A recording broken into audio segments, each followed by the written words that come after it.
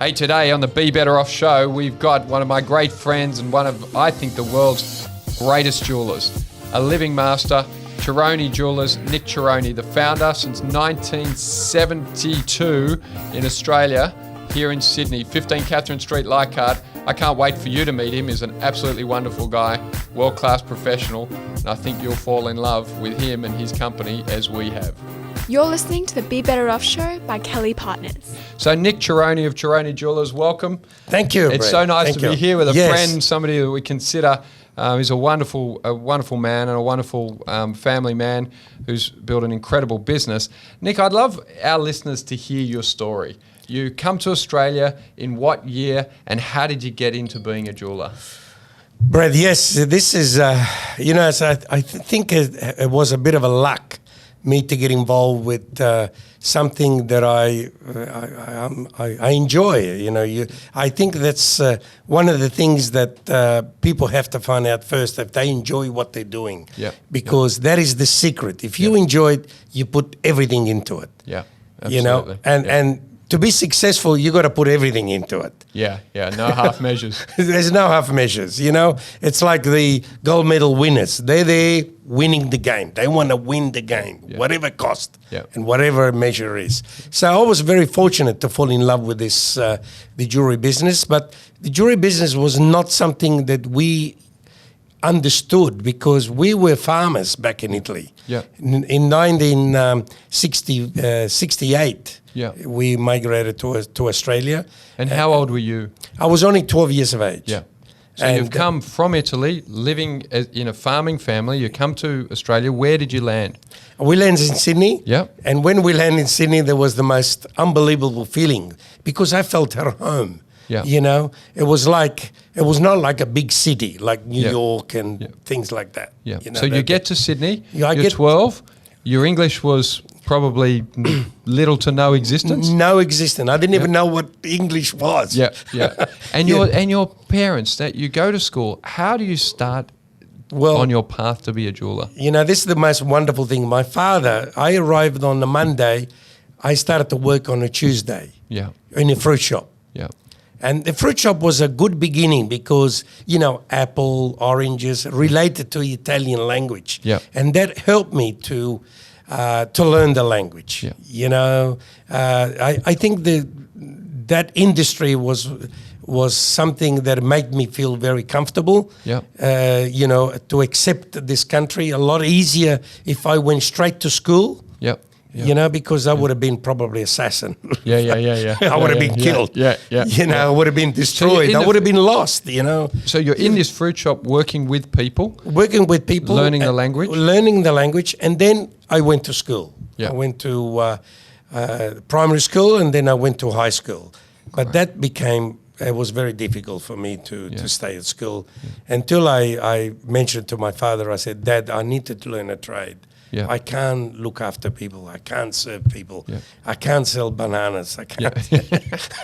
So how did you come to jeweling? How did you decide that's the trade for me? Well, I wanted to do something with my hands. I was passionate because I wanted to be able to create. So an Italian that uses their hands. That's right. That's unusual. I think it's in our DNA. Absolutely, we need to create. We need to, the sense of beauty. All that sort of thing that I think it belongs to, our childhood. That your mother sort of made sure that you were well groomed, your shoes were polished, and all those sort of things. I think that's plays in your future in life. So I went to school, and then by the time. I think I was about 16, and I said to my father, I really need to learn a job and all that. And my father was really working for a jeweler in Pimble. Okay. He used to do his gardening. Right.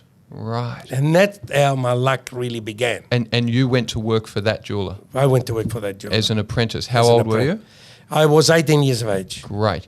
Now, you have shared, I interviewed Nic in this book, Business Owner's Wisdom, so I know this story and I really want other people to hear it. It's a great story.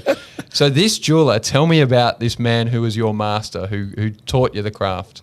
Well, this jeweler, he is an unbelievable human being. I still, I love my father very much, but this man made me realize that in life there's no bullshit. Yeah, yeah. So his nationality? German. German. And what was his specialty as a jeweler? His specialty as a jeweler, he was a very creative man. Yeah, yeah. He was a designer. Yeah. He made everything himself, Where jewelers today, in my workshop, there is 20 different jewelers. It's like an orchestra. Yeah. Because making today different parts. Yeah. The standards are a lot higher. Yeah. It's a lot more precise.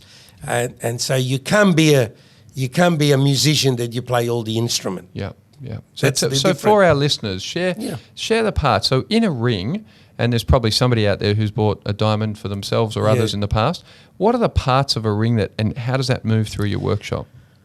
Well, the good thing, this is how we're still alive, because today the industry is becoming very,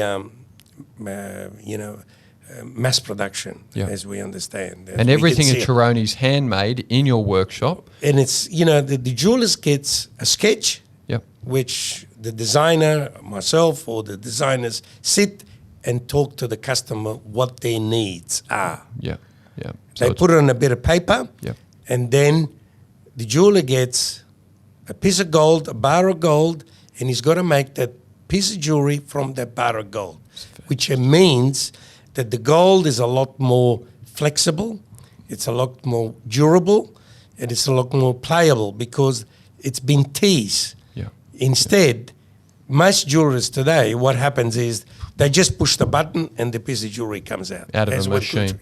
Yeah. Yeah. That is the difference. So when you buy a piece of jewelry from Cerrone, you're buying something that's been touched by hand with love and care. And the secret is really, I say to my jewelers, the piece of jewelry is going to be sexy. If it's not sexy, people are not going to fall in love. It's simple. Yeah. So there is that Italian beauty to everything you do. So you start. But that is the different, Brad. I mean, with anything, passion. I mean, you love your beautiful pair of shoes. Why? Because you feel it. Yeah. You have to feel it. You have to feel it. You have to. It's got to connect with you because otherwise, you can buy it. It's not worth anything. Yeah. I think that's so true.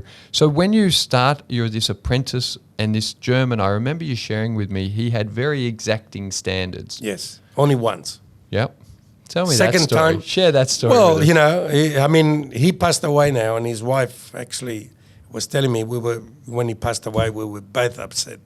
And actually, by the way, this William Fisher, all these tools, he didn't want to give it to anybody else. They wanted to sell it. He said, I want to give it to you. Because I was the only apprentice that he kept. Yeah.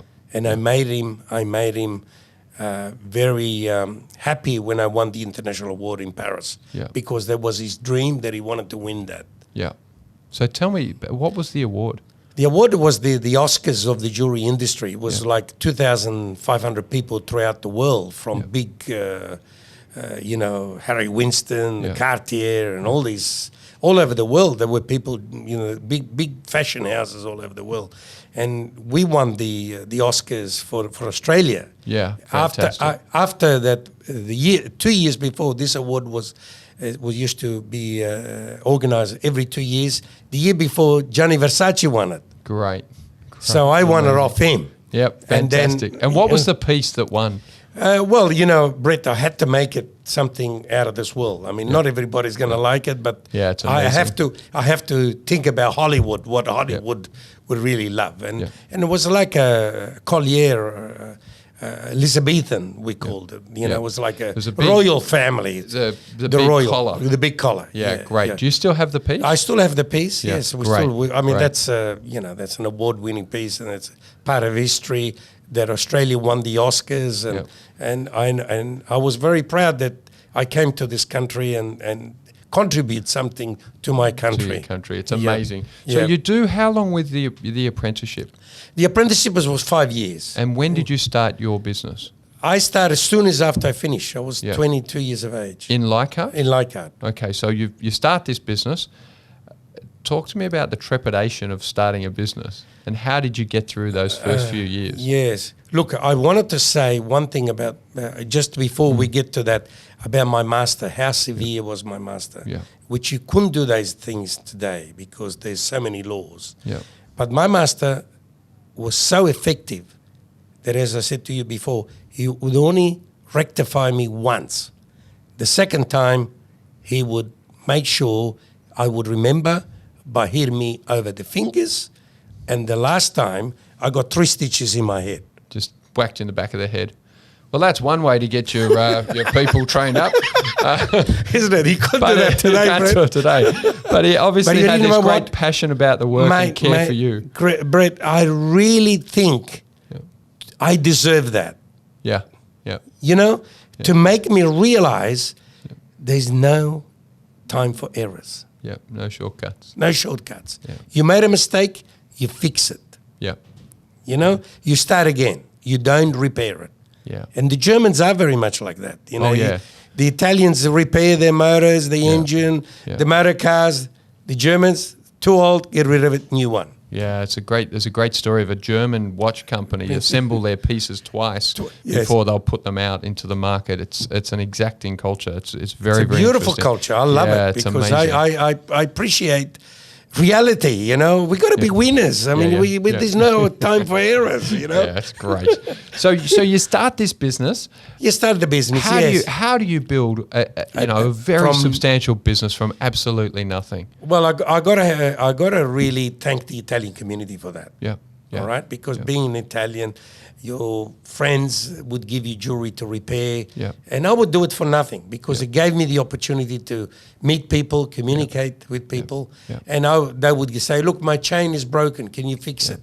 Right. Yeah. So I did that. I used to take all this jewelry, fix it, and give it to them. Yeah. You know, and the relationship came because, no one does anything for nothing, but I did it because it gave me great pleasure to learn more about the job and to become confident with the job because, my mother and father never owned a wedding ring. So, it was beyond me, my understanding about diamonds and gold. It was something totally unique to me to get involved with this. And then that relationship led them to coming back to you. To buy other things. Yeah, yeah. This is a great story about giving before trying to get. I think it's not always well understood today, but it always struck me when you told me that story that people would come in, you would clean their rings, you would build a relationship with them, and I know that.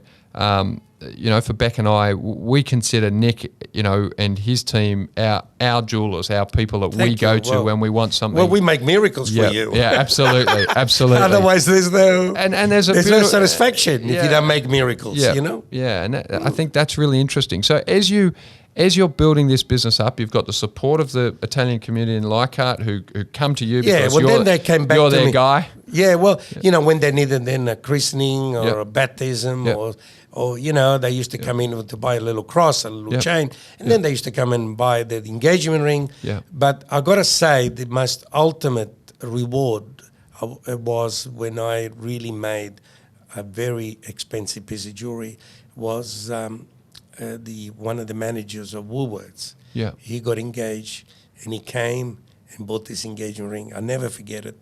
I was in my bedroom. And he came and collected this engagement ring in my bedroom. Yeah. Because that was my desk there I used to work in the back of the garage. I mean, that's where I used to make jewelry. I used to repair jewelry.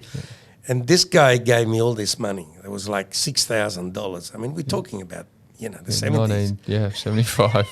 So it's a pretty interesting thing. You could buy a house today in in Leichhardt. In those days, a home would have been. And Brett, there was the most about enjoyable thing $6,000 because I never seen so much money. So what I did is I picked it up and I threw it all up in the air.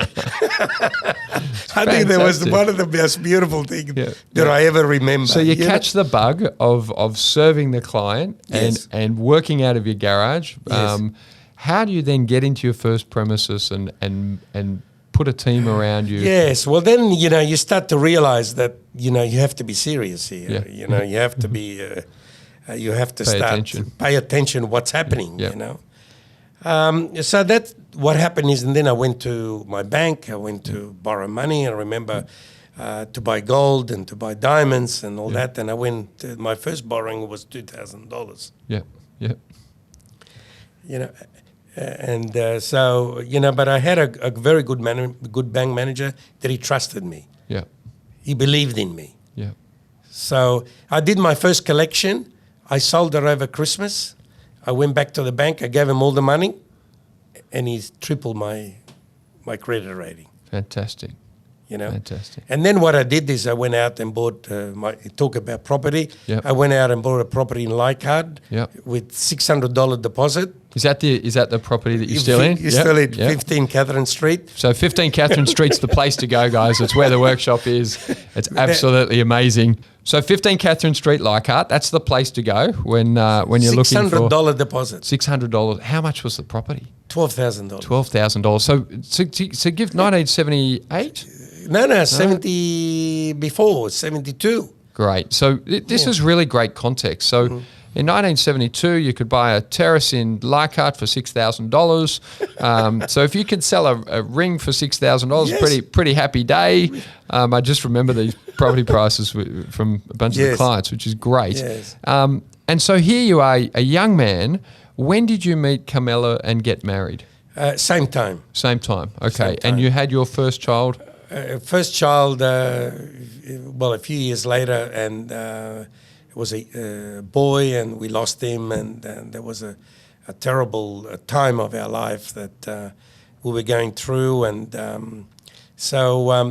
but then you overcome that, and you realize that life is about, it's about life, and you need to get up and go and do your own, what you need to do, and what we did is then we start to employ people to help me, and not only myself. And but I found it very difficult to introduce myself to the English community. Yeah, yeah. Right, yeah. Because I was Italian, so my English was not really very easy. And I remember I used to go to the big stores like Angus and Coote and Prouds and all the jewellers in Sydney. And I used to panic, and I used to mumble, and I used to be very, very nervous. And I said, this is not a job for me. I have to find someone. So I was fortunate again. Luck came my way.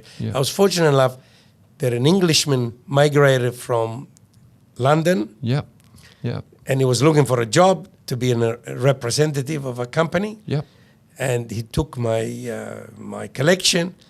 And he took it all over Australia, and that became... And just kept selling for you. How long did he stay with you?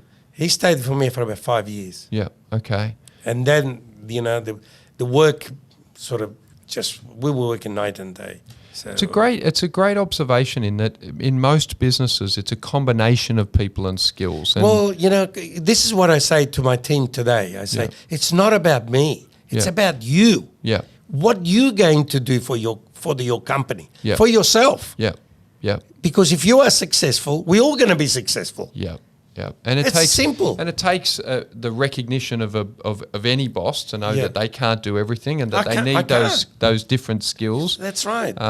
Absolutely. It's I mean, look at interesting. today. I mean, you got computers now. Yeah. Galaxies, they call it. They call it galaxy. Yeah. A galaxy today, it tells you how to cut a diamond, not to the less wastage possible. Yeah. Where years ago, man used to sit in front of the stone for hours and hours and measure it, all this waste of time. Yep. And then one would say, I'm going to cut this as a brilliant cut. Another one would say, I'm going to cut this as a B shape or a cushion or whatever.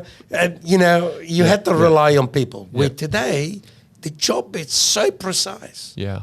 It's so unique. Yeah. So you have to move in with the time. Yeah. And that's where, unfortunately, my master didn't move with the time. And that's where his life became very short. Yeah. And he could only do certain customers because he said, I'm the best. You came to me because I'm the best. Yeah. Well, not everybody wants to hear that. Yeah. Yeah, yeah. So this is a great story. So today, Cerrone is a very well-known brand. It's it's very much loved in the Italian community. And Not the only broader Italian, and we the do broader community. Yes, and but we do all over the world. All over the world. Especially Especially it's a huge achievement. You know, in Japan, we have a lot of wonderful customers. In America, we have a lot of celebrities in America that keep on following our, you know. And the thing is that, Brett, why it's so unique? Because this country is unique. Yes. Yeah. This country is so unique. We have the best gems in the world. Yeah. We have pink diamonds. Yeah. Right?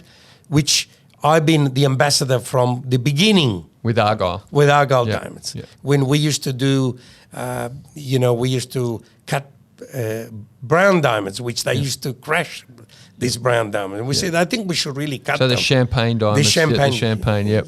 You know, we said Fantastic. we should cut them. So there's a great story of marketing. There's these brown diamonds. Argyle don't know what to do with them. They rebranded them as champagne.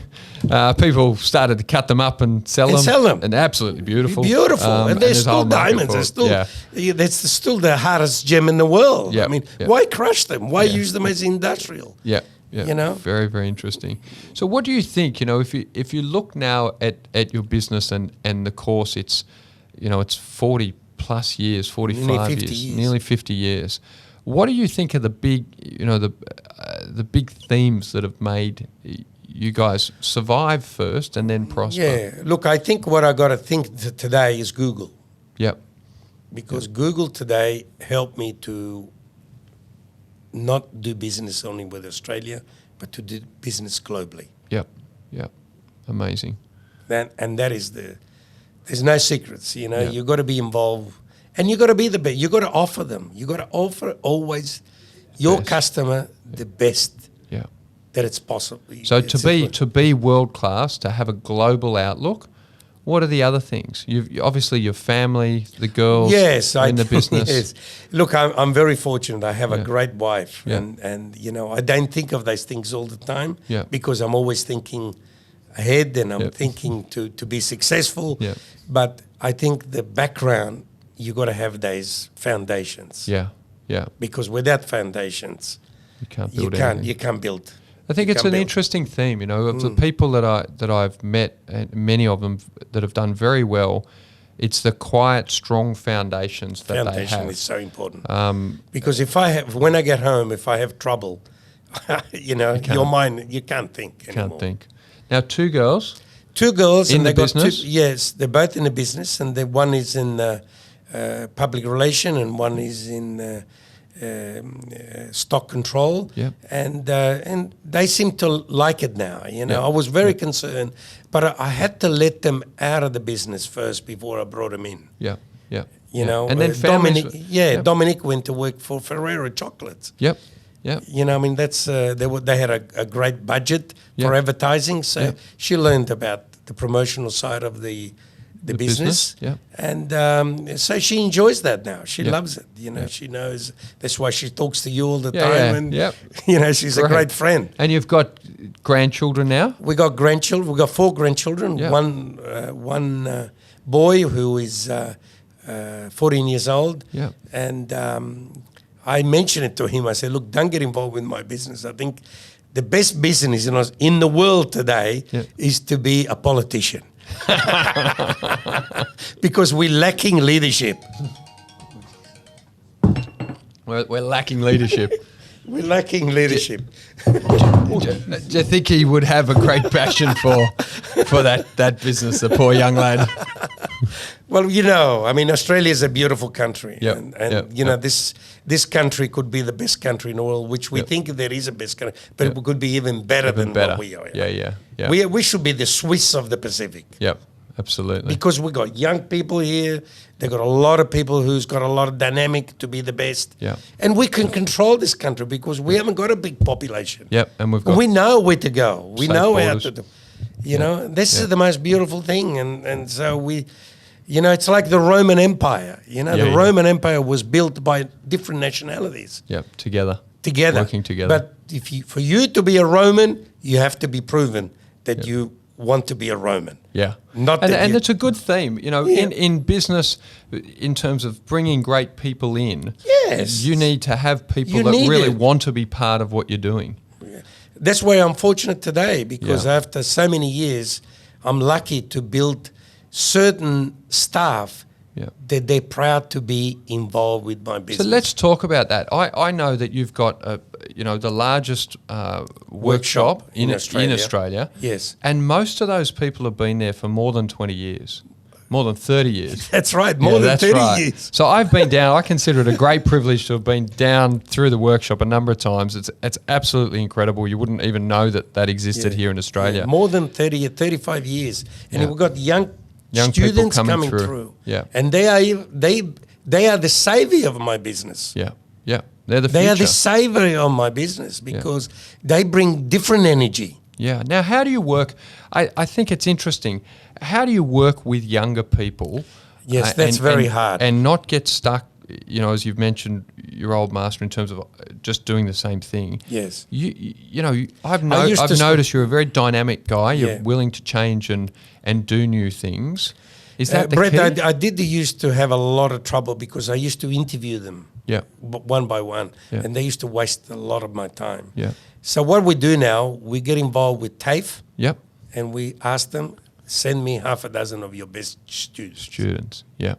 Yeah. And then through those half a dozens, you know who's passionate, who is there to waste their time, and then you work with them. Yeah, very, very interesting in terms of, again, building a partnership with people that can help. Yeah, well, it's, you need help. Yeah. Help is, you must not be sorry to say, I need your help. Yeah. To be good. Yeah. It's very interesting. So for the people out there that love jewellery, the pieces that you're very well known for are these competition pieces, if you like. Yes. The $1 million bra, the necklace, the $1 million necklace. Yeah, the $1 million necklace. The beautiful cascade of semi-pressure. Look, Brett, I do these things to make them. I did, for instance, the trophy for the Everest. For the Everest, and I wanted to talk to you about that. The trophy for the Everest. Talk to me about that. The Everest is the largest racing, or the richest race. In horse racing in the world. Nic's made the trophies. And it's what's in the trophy? 8,000 diamonds. 8,000 diamonds. And what colour are the diamonds? The diamonds are black diamonds and white diamonds. So black and white diamonds together. Is there some green in it? There was rubies in the eye. Rubies in the eye. Okay, these are extraordinary pieces. We'll get some photos. Send the guys down to see them. And there was the one you are talking, I think, you think about the green is the championship. With the emeralds. Yeah, you did that one as well. With the emeralds, yeah. So there is this theme of being prepared to go out and do different things, that get you attention. Well, and highlight your skills. Well, that's what happened when I was approached by Race of New South Wales, and they said, "We don't want a trophy. Yeah, we want a piece of jewelry." Yeah, and that is the difference. Yeah, people start to realize the difference. Yes, what is max production? Yeah. What is worth no value? Yeah, and when there is the man who is really put the passion, the contribution to make that unique piece of jewelry. So this, I think, for all of our clients and people that are listening, there's a theme that I very strongly believe in, which is that things that have enduring value are likely to increase in value. In a world where mass production exists, globally mass production, then the value of anything mass produced is likely to fall. But the value of craft and things that are one-offs and that not everyone has. Man has made it by his hand. Yeah, by their hands and by their skill and with their passion. With their passion. That some day he's happy, next day he's not happy, next day he's cranky with his wife, or his day is not going well. He's putting it all there while he's working. All of that emotion. Is in that piece. And I think you can look across the economy and you can see companies that when they behave in that way, with that passion, determined to be world-class, that resonates with people and they buy that passion. Yes, there is a market for that. Yeah, it's very And interesting. I'm glad because even now, for instance, Tiffany's been bought. Yeah, by LVMH, yeah. So what does it mean? Artisans like us, and not only me in Australia, I follow a lot of people in Europe that they're doing exactly the same thing. Yeah. Artisans who are sitting back and they say they are making that beautiful piece of jewelry. Yeah. And that beautiful piece of jewelry is obtained not by machines, it's obtained still by man. Yeah, amazing. So I wanted to finish by asking Nic if there was a motto or a quote or thought that really summarizes your approach to life and business. What would that be? I think honesty. Yeah. Honesty, and always look after your customer. Yeah. Number one motto, because they're the future of your life. Yeah, fantastic. So I want to thank Nic for joining us today on the Be Better Off show. I think you can hear the wisdom of years at the front line in building what is an absolutely tremendous building. I'd recommend to anyone who hasn't seen 15 Catherine Street, Leichhardt, to get down there and ask them to see the workshop. And if you really want to give something to somebody that's special, then he's your man. That's the place to go. Nic, thank you so much for joining us today. It's always enjoyed you. Fantastic. You so opened my heart many times. So good. I don't know about this. So good. I wanted to thank Nic for coming today. This is Floyd, the lion. He's named after my dad. And I'm going to send him home with Nic for one of the grandkids. Oh, You'll see he's got his little Kelly Partners blazer. Oh, my God. And there he is. Oh, you're the best. Thank you so much, Nic. You're the best. That's made for us by the oldest teddy bear manufacturer by hand in England. So it's very, very special. Beautiful. Oh, very good. Isn't he cute? Can imagine my kids so now. Oh. I love it. Very good. Thanks for listening to the Be Better Off show. If you enjoyed this episode, don't forget to rate and review on Apple Podcasts. Have a great day.